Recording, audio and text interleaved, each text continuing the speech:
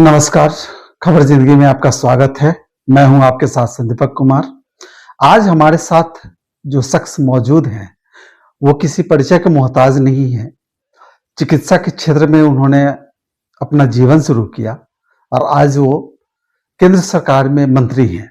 हमारे साथ हैं डॉक्टर राजभूषण चौधरी। सर, आपका बहुत बहुत स्वागत है खबर जिंदगी में। नमस्कार। खबर जिंदगी के तमाम दर्शकों को बहुत बहुत आभार।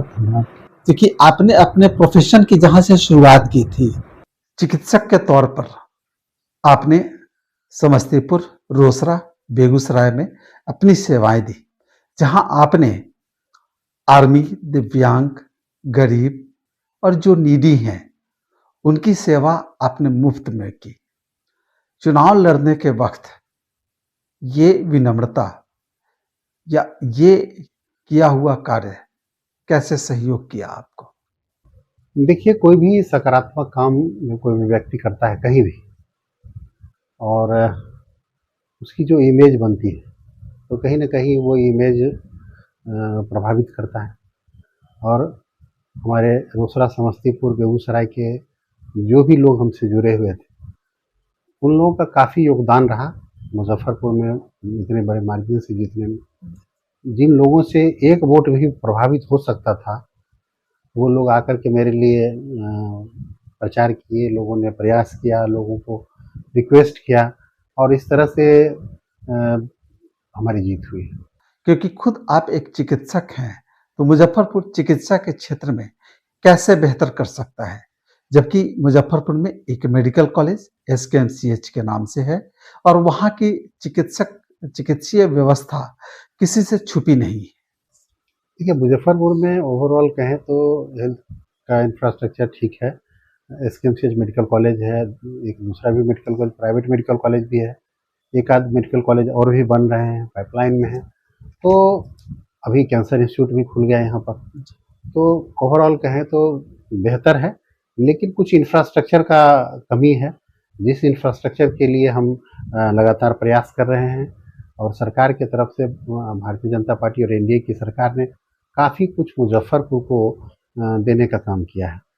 शिशु रोग विभाग की बात करें, जहाँ एईएस बीमारी होता था बहुत ज़्यादा, अब उस बीमारी में काफ़ी डिक्लाइन हुआ है और एक अल्ट्रा मॉडर्न हॉस्पिटल यहाँ बनाया गया है शिशु रोग विभाग में, जिसमें एईएस से लेकर के जो गंभीर मरीज के हैं उनको उनके समुचित इलाज की व्यवस्था की गई है। अब इतना अच्छा सेटअप है कि वहाँ पेशेंट के अटेंडेंट से लेकर के सब लोग अपने अटेंडेंट भी अपने रूम से देख सकते हैं कि हमारे बच्चे का क्या इलाज हो रहा है। और सारे इक्विपमेंट मॉडर्न हैं, अच्छे डॉक्टर हैं। तो एईएस के क्षेत्र में भी काफ़ी काम हुआ है। दिशा की मीटिंग थी 2025 से 2026 तक की। दिशा की मीटिंग के बीच मुजफ्फरपुर और मुजफ्फरपुर शहर में कितना बदलाव हुआ? किए गए कार्य को आप किस तरीके से देख रहे हैं? देखिए, दिशा का जो काम होता है कि पदाधिकारी और जनप्रतिनिधि का कोऑर्डिनेशन बना करके जो क्षेत्र के विकास के लिए सेंट्रली स्पॉन्सर्ड जो स्कीम है उसका क्या प्रोग्रेस है, उसका फॉलोअप लेना है, उसकी क्वालिटी कैसी हो रही है। तो जो हम लोग जनप्रतिनिधि लोग जो जो जन समस्याएं लोग लेकर के आते हैं मेरे पास, उन चीज़ों को हम पदाधिकारी के बीच में रखते हैं कि ऐसा मैटर आ रहा है और इस स्कीम में क्या इम्प्रूवमेंट है। तो सारे लोग स्टेटिक्स के साथ, अपने डाटा के साथ आते हैं कि इस योजना में इतना विकास हुआ है हमारा। तो ओवरऑल कहें तो अच्छा काम हो रहा है और कुछ जगह जहाँ शिकायतें मिली हैं उसको हम लोग आने वाले दिनों में ठीक कर लेंगे।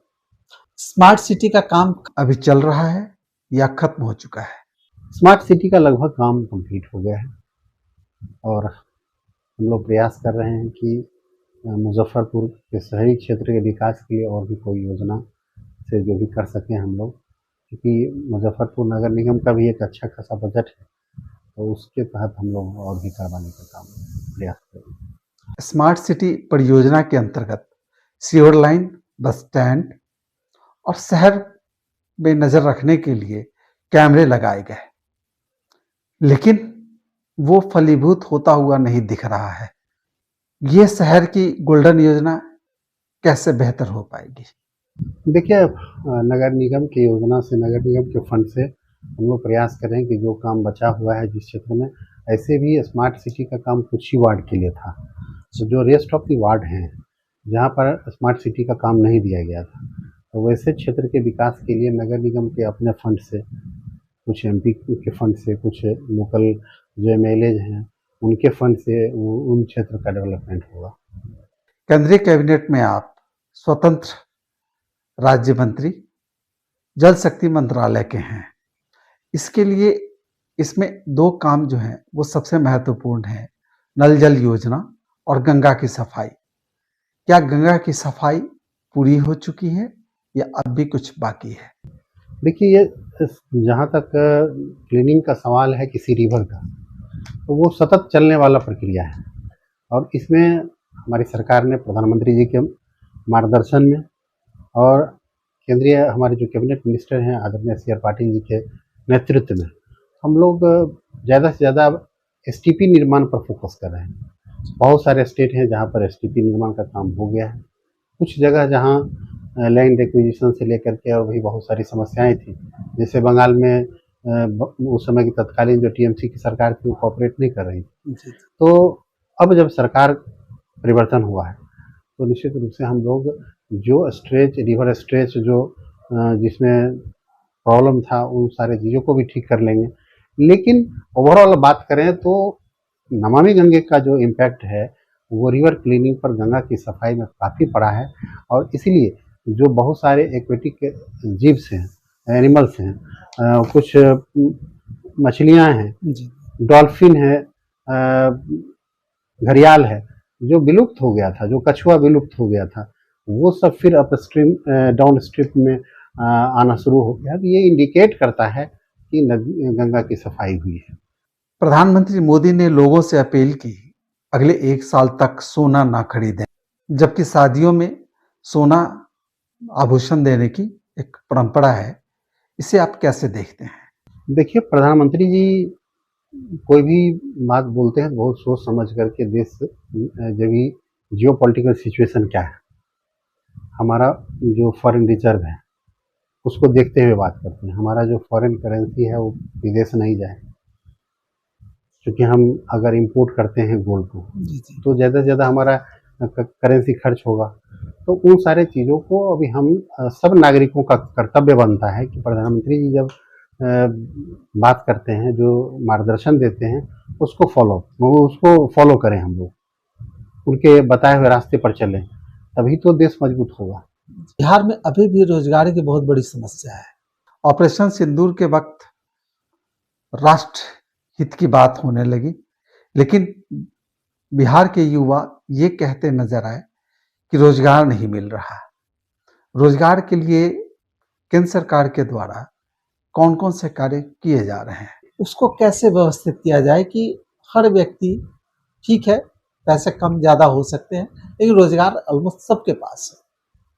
निश्चित रूप से एक बड़ा अच्छा सवाल आपने किया है और हमारी सरकार, प्रधानमंत्री जी का पूरा प्रयास रहता है कि हम नौकरी मांगने वाले नहीं, नौकरी देने वाले बने। और इस कड़ी में हमारी सरकार ने इतना काम किया है कि अब बहुत सारे लोग रोजगार देने वाले बन गए हैं। लोग छोटे मोटे उद्योग लगा करके, कोई बिजनेस करके, तो बहुत सारे लोगों को रोजगार मिला है, बहुत लोगों को नौकरी भी मिली है। आने वाले दिनों में और कैसे कैसे बेहतर बनाया जाए इन चीज़ों को, उसको हम लोग देख रहे हैं। और इंडस्ट्रियलाइजेशन बिहार में हो रहा है, आप देखते हैं लगातार याडा से लेकर के जो संबंधित मंत्री से लेकर पदाधिकारी हैं, सबकी बैठक हो रही है और हर जगह हर जिले में इंडस्ट्रियल जोन बनाया जा रहा है। इंडस्ट्रियल जोन के डेवलपमेंट हो रहे हैं ताकि वहाँ नए इन्वेस्टर आएँ और उस क्षेत्र के लोगों को वहाँ पर एम्प्लॉयमेंट मिले। ये हम लोग का प्रयास है। बिहार में या तो बाढ़ आता है या सुखाड़ की अवस्था बनी रहती है। इन दोनों अवस्था में किसान कैसे लाभान्वित हों, इसके लिए केंद्र सरकार या आपकी तरफ से क्या योजनाएं?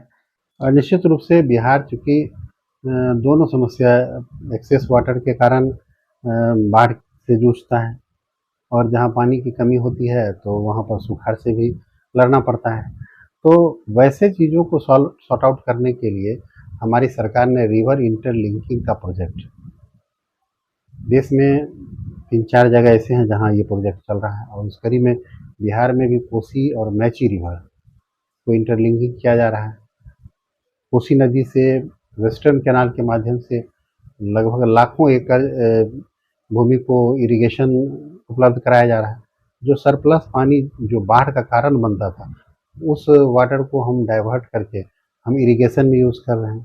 तो आने वाले दिनों में बिहार बाढ़ मुक्त होगा, ऐसा हम लोग का प्रयास है।